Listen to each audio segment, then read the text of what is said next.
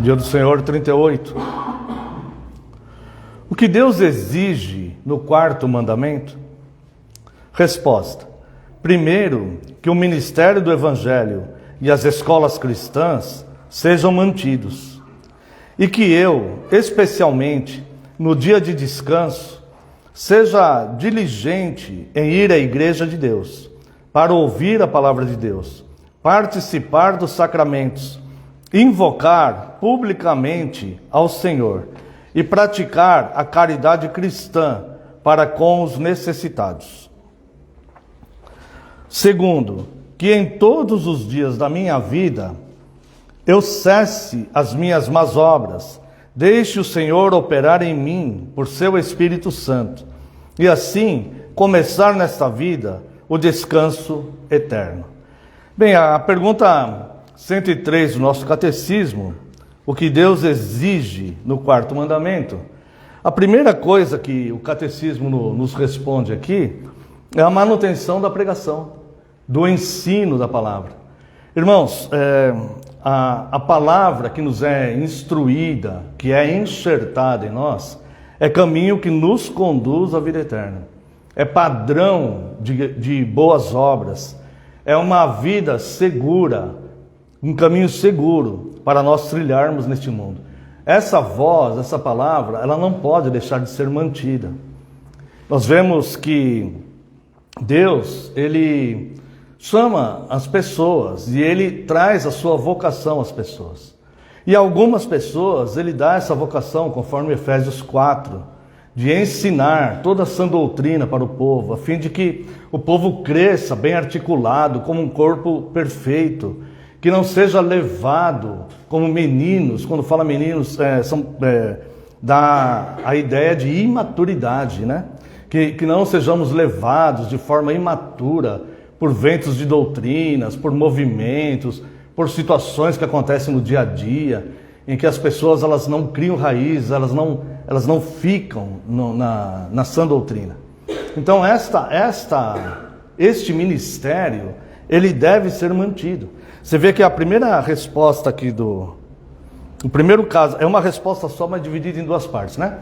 A primeira parte da resposta, do que Deus exige no quarto mandamento, é primeiro que o ministério do Evangelho e as escolas cristãs sejam mantidas. Ou seja, aonde houver o ensino da verdadeira sã doutrina, irmãos, isso nós devemos zelar, contribuir para que isso seja mantido. Porque é muito importante nós saciarmos a fome física das pessoas. É muito importante isso. É muito importante nós darmos um agasalho para as pessoas. Estamos entrando aqui no inverno. Sabemos que aqui no nosso estado pessoas às vezes morrem de frio. É muito importante nós cuidarmos dessas questões. Mas essa pessoa voltará a ter fome novamente. Essa pessoa voltará a ter frio novamente. Quando nós ministramos a sã doutrina no coração das pessoas, nós estamos encaminhando essas pessoas para a vida eterna.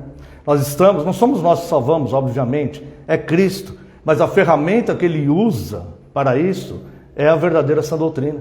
E quando uma pessoa abraça a fé e ela começa a congregar num lugar onde existe alguém vocacionado que se esmera para ensinar essa sã doutrina para ela está num lugar seguro, onde ela pode acolher os seus filhos, como diz o Salmo 84.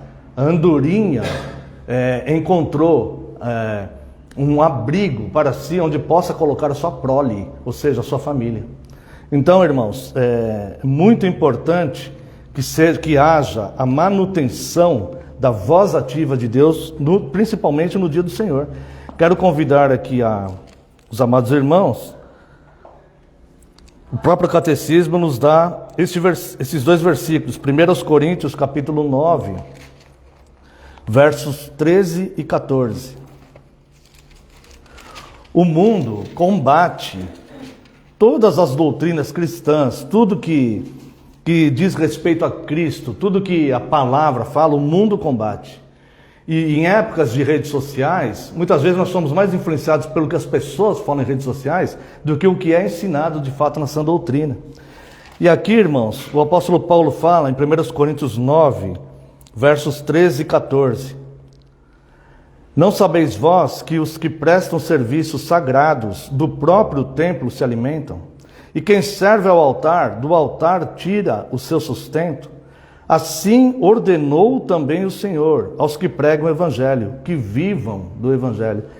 Entendam isto, que isso aqui é uma ordem de Cristo. Ele fala, assim ordenou o Senhor.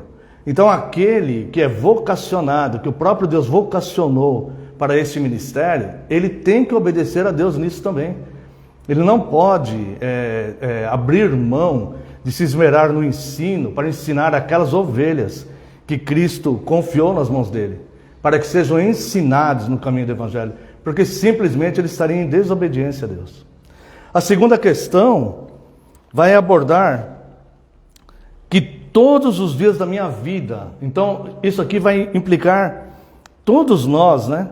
Todos os dias da minha vida eu cesse as minhas obras más. Por que diz eu cesse as minhas obras más? Existe uma outra influência também que nos confunde um pouco quando lidamos com a questão do quarto mandamento, que é a palavra no original hebraico, Shabat, que é traduzido, em geral, genericamente, é traduzido, a gente vai encontrar isso em redes sociais, vamos ver muitas pregações sobre isto, e de fato também, não está errado, né? Mas isso influenciou a igreja. A tradução que se usa normalmente para a palavra Shabat é descanso, mas a palavra Shabat, o significado principal dela é cessar, cessamento, parar. É como no inglês stop. É como a gente estamos dirigindo um carro e tem uma placa de pare, que eu quase não vi uma hoje, né? Tem uma placa de pare, aí você tem que parar ali. Isso é uma ordem, você tem que cumprir aquilo, né? Então a palavra Shabat significa cessamento, cessar, interromper as atividades. E quando fala nossas obras más, aos nossos olhos nem sempre as nossas obras são más, mas tudo que se refere ao mundo, até mesmo a forma com que nós trabalhamos, mesmo que honestamente, diante da santidade das coisas de Deus, isso é mal. Tudo no mundo é mal. Tudo no mundo está corrompido pelo pecado. Tudo no mundo. A terra entrou em maldição quando o homem caiu. Então, é uma obrigação do povo de Deus cessar as suas atividades. Porque quando nós estamos trabalhando, por mais honestamente que seja, nós estamos pensando no bem-estar da nossa família, dos nossos filhos, e é nossa obrigação, de fato. Nós devemos fazer isso. Nós precisamos buscar essas coisas. Mas nós não podemos simplesmente priorizar essas coisas a ponto de deixar Deus em segundo plano. A palavra diz, né? Busque ao Senhor e ao seu reino em primeiro lugar, e todas essas coisas vos serão acrescentadas. Então, irmãos, amados, nós devemos guardar um dia para o Senhor, cessar, interromper as nossas atividades. A igreja guarda o domingo. Normalmente nós guardamos o domingo como dia do Senhor, porque é o dia da ressurreição de Cristo.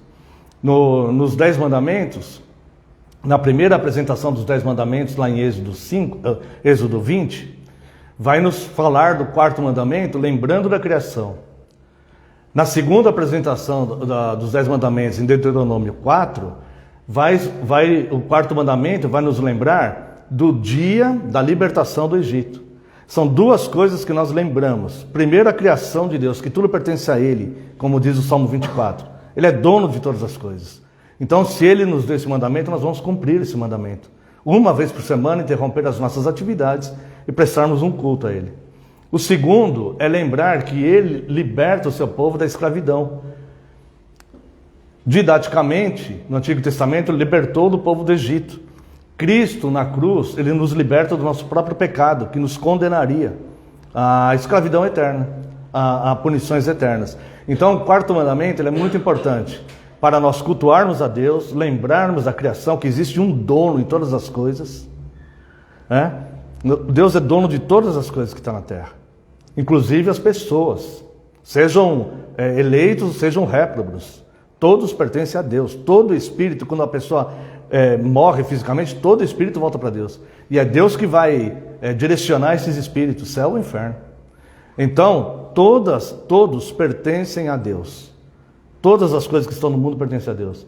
Então a nossa obrigação, nós somos criados para louvor da sua glória.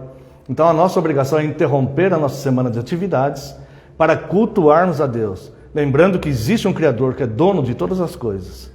Isso é muito bom, porque nós podemos confiar nele todas as necessidades que temos. O nosso Pai de amor é dono de tudo. E ele pode nos prover tudo o que precisamos.